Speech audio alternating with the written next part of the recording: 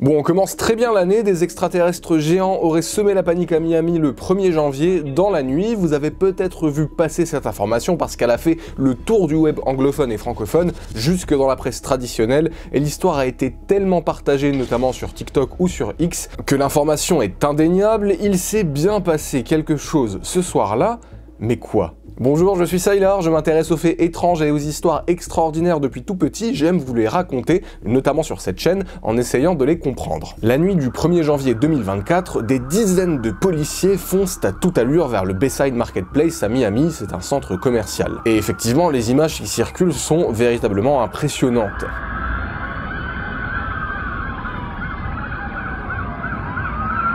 Ils répondent à un signalement Citywide Tree, c'est-à-dire une situation d'urgence majeure, et toutes les forces de police disponibles ont ordre de se rendre immédiatement sur place. De nombreux témoins voient les voitures, certains les filment comme là, et effectivement c'est donc un important dispositif policier qui est rapidement déployé afin d'intervenir. Lorsqu'ils arrivent sur les lieux, certains témoins parlent d'une situation de chaos. Il y a beaucoup de gens qui courent, ils semblent fuir une menace.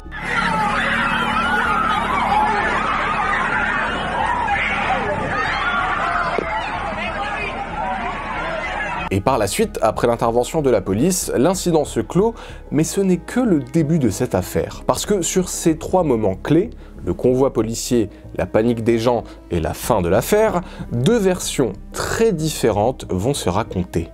La première, dont on retrace la chronologie tout de suite, c'est celle de l'invasion extraterrestre. Et je ne tourne pas le sujet en dérision parce que c'est un thème que vous allez entendre de plus en plus souvent dans les médias à mon avis, et je vous dirai pourquoi quand on va analyser ça un peu après. Donc au moment de l'incident, sur internet, les images sont relayées.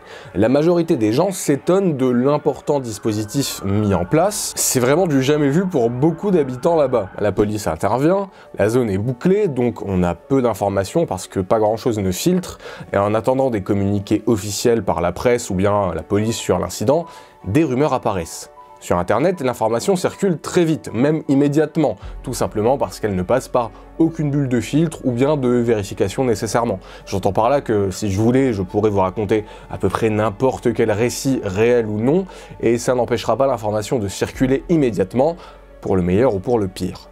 Chaque personne peut être un micromédia et toucher énormément de gens de façon exponentielle quand une information est partagée sur internet. Là, je ne vous apprends rien. On s'en est tous rendu compte depuis que les réseaux sociaux sont devenus une part importante de nos vies, et c'est exactement ce qu'il s'est passé avec cette affaire. Les vidéos les plus sensationnelles, celles de l'important dispositif policier, circulent déjà beaucoup. Il y a une situation, mais aucun contexte. Alors les rumeurs commencent à naître pour essayer de comprendre ce qu'il se passe. Et dans ce cas précis, des rumeurs qui dépassent la raison. Plusieurs témoins assurent que des extraterrestres d'une forme un peu ombragée, comme une silhouette, mesurant 2,50 m à 3 mètres de haut, se trouvaient au niveau de Bayside Marketplace, et ces extraterrestres auraient semé la panique. Rapidement, des témoignages apparaissent sur TikTok notamment. Il y a par exemple la vidéo de cet homme, en appel vidéo avec son père, prétendument un officier de police à Miami, qui pourrait, selon lui, absolument rien dire sur la situation. My dad's a police officer in Miami. I just talked to him. He didn't say anything about that. Have you been seeing the alien stuff? Did you see that at Bayside? Are you serious? You're joking. You're joking. I'm serious. I do know what you're talking about, but I'm not allowed to talk about it. They're saying it's like a fight broke out. Why did they send so many police cars? Il y a d'autres personnes qui disent avoir fui sur place et qu'il y avait bien des créatures sur les lieux, et de là des images commencent à circuler. D'abord ces photos de mauvaise qualité, mais sur lesquelles on voit une silhouette géante, ça pourrait être tout simplement de l'appareil Dolly, un phénomène qui consiste à ce qu'on reconnaisse des formes humaines dans à peu près tout et n'importe quoi d'à peu près flou. Et de là, c'est le début d'une vague de rumeurs. Alors il y a plein de raisons, bonnes ou mauvaises, pour qu'on ait envie de partager ces informations à ce moment-là. Un événement potentiellement grave et inhabituel vient d'avoir lieu. Il n'y a pas encore de couverture médiatique, mais énormément de gens la relaient, beaucoup en ont été témoins, et beaucoup de gens peuvent donc la relayer à leur tour, tout simplement parce qu'ils veulent en savoir plus, parce qu'ils trouvent l'histoire curieuse, ou bien parce qu'ils y croient et veulent en parler eux aussi. D'autres la relayent pour faire du react, un peu comme ce que je suis en train de faire. D'autres encore, et c'est un problème croissant depuis que la monétisation est arrivée sur ces plateformes, inventent des rumeurs sur ces faits pour en rajouter, principalement pour faire des stats. Avec tous ces éléments, rapidement, l'histoire fait le tour du monde. De nouvelles images apparaissent qui prétendent montrer un ovni dans le ciel de Miami ou encore un alien filmé dans les rues le soir de l'incident.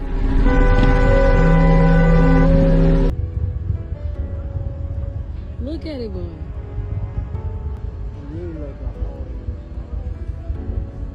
It's like it turned into a spirit.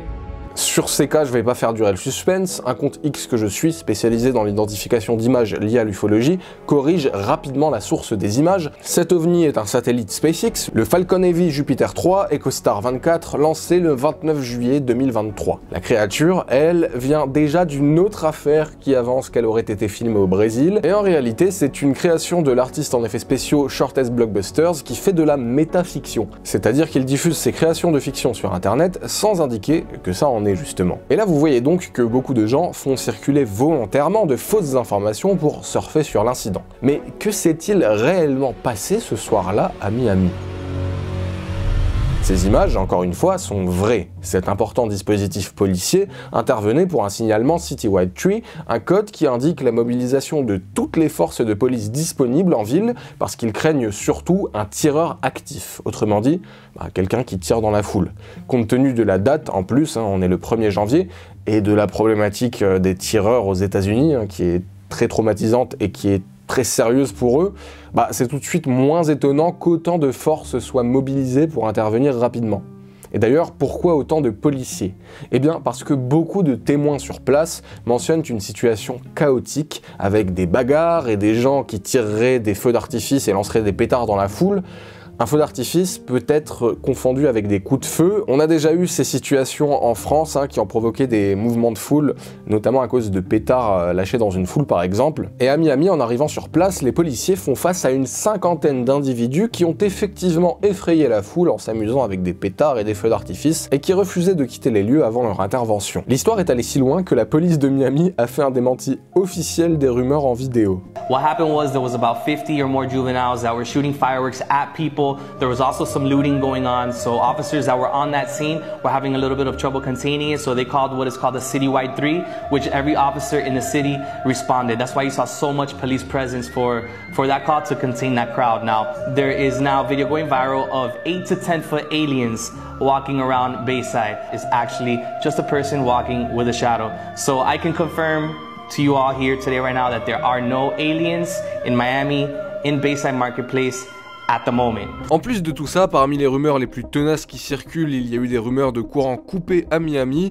On a dit que l'aéroport de Miami, le MIA, aurait été mis à l'arrêt. Il y a même des hélicoptères noirs qui auraient été aperçus au niveau des lieux de l'incident. Et il y a énormément de témoignages qui sont partagés autour de ces rumeurs, sauf qu'on n'a aucune image de ces hélicoptères. Par contre, pour la coupure de courant, disons que c'est un mélange de vrai auquel beaucoup de faux a été ajouté. Le 1er janvier à 21h30, une Infiniti noire et une Kia grise sont entrées en collision au niveau de la 5e avenue nord-ouest et de la 177e rue. Lors de leur collision, elles ont heurté un boîtier électrique et cet accident de voiture a provoqué une courte panne de courant dans la zone dans laquelle il n'y avait effectivement plus d'électricité, sauf que ça n'est pas du tout au niveau de Bayside que ça a eu lieu. En revanche, pour l'aéroport, c'est très facilement vérifiable et vous pouvez voir que les vols ont continué normalement toute la nuit du 1er janvier, les vols n'ont pas été suspendus. Si vous regardez sur Flight Radar 24, pareil, pas de retard ou de perturbation de vol n'a été signalé à l'aéroport de Miami le jour de l'incident. Du côté de la FAA, c'est l'administration fédérale de l'aviation,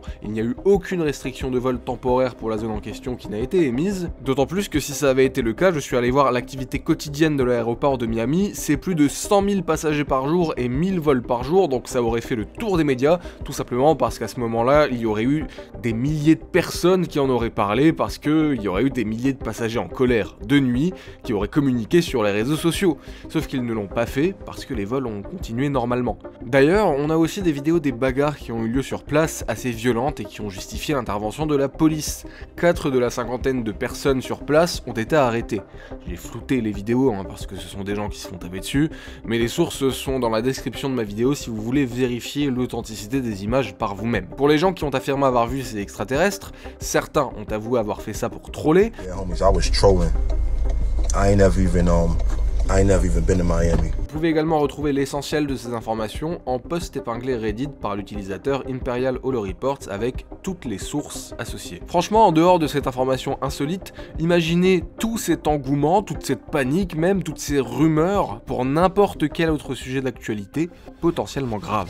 Et la presse a ensuite largement couvert cette affaire, les vidéos qui montrent des phénomènes sont anciennes et sorties de leur contexte, et ces quelques clichés d'ailleurs peuvent aujourd'hui très facilement être truqués. Et là encore, on peut y voir de la pareidolie. Quant à l'appel d'un internaute à son père, c'est la même chose que ceux qui ont prétendu avoir vu les créatures sur place. C'est un témoignage. Et dans ce cas-là d'ailleurs, un témoignage un peu mis en scène, puisque la personne qui réalise le TikTok pose d'abord sa caméra et avait prévu de filmer l'appel. Alors un témoignage est à ne pas jeter, mais il faut pouvoir le croiser avec d'autres et idéalement l'accompagner d'une preuve, si cela est possible.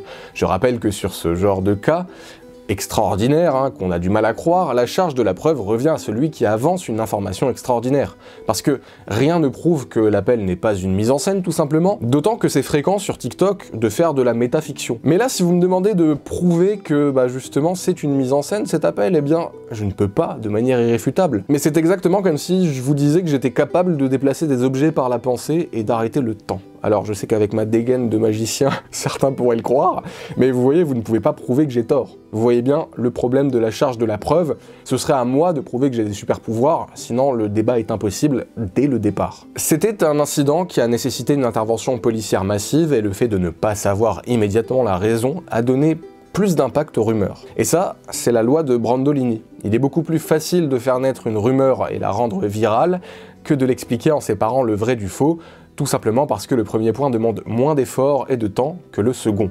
C'est pour ça qu'elle continue d'ailleurs, encore maintenant, d'être très virale et très partagée, très discutée. Il y a énormément de versions sur cette affaire, également beaucoup d'informations qui sont tout simplement fausses. Tout simplement parce que quand la réalité derrière est banale et un petit peu décevante, on préfère la version qui ouvre la possibilité d'autre chose, qui laisse un peu de doute, un peu d'incertitude, et donc des possibilités.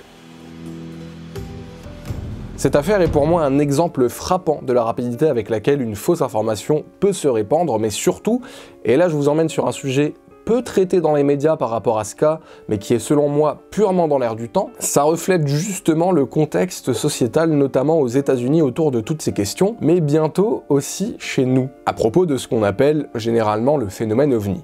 Alors vous avez peut-être en tête l'article du New York Times de 2017, vous savez, c'est celui où on pouvait notamment voir ces vidéos, et qui a relancé le débat au niveau gouvernemental aux États-Unis. Alors, dans cet article et leur enquête, ils révèlent également l'existence de l'AATIP en décembre 2017. C'est un programme secret du département de la défense des États-Unis qui a été actif officiellement de 2007 à 2012 et qui enquêtait sur le phénomène OVNI avec un budget de 22 millions de dollars. Alors rappel d'usage, un OVNI signifie un objet volant non identifié, ça peut être tout et n'importe quoi par nature, on ne parle pas de quelque chose manifestement inexplicable ou surnaturel ou extraterrestre. Mais vous allez voir que pour moi, ce sujet est complètement lié à ce qu'il s'est passé à Miami. En fait, depuis l'article de 2017, et encore plus en 2023, avec, vous savez, les révélations du lanceur d'alerte, colonel dans l'armée de l'air et agent du renseignement David Grush, qui prétend que les États-Unis détiendraient des véhicules d'origine non humaine ainsi que des dossiers secrets et qu'une politique de désinformation à ce sujet est menée au plus au sommet de l'État, eh bien il y a une scission nette qui s'est créée dans la population américaine. Alors c'est un sujet que je suis très sérieusement depuis un moment, qui est toujours en cours, donc j'en ai toujours pas parlé, tout simplement parce que voilà, tant que c'est en cours, qu'il y a encore beaucoup de changements, c'est très péremptoire si j'en parle. Mais tout ça est résumé dans l'article du New York Post du 21 mars 2023 par Todd Fairley et Stephen Greenstreet, qui avancent en gros que les hauts placés qui poussent pour enquêter sur les ovnis se trompent et passent à côté de cas d'espionnage bien réels pour d'autres nations. Du coup, à partir de cet article, deux versions de l'histoire se créent.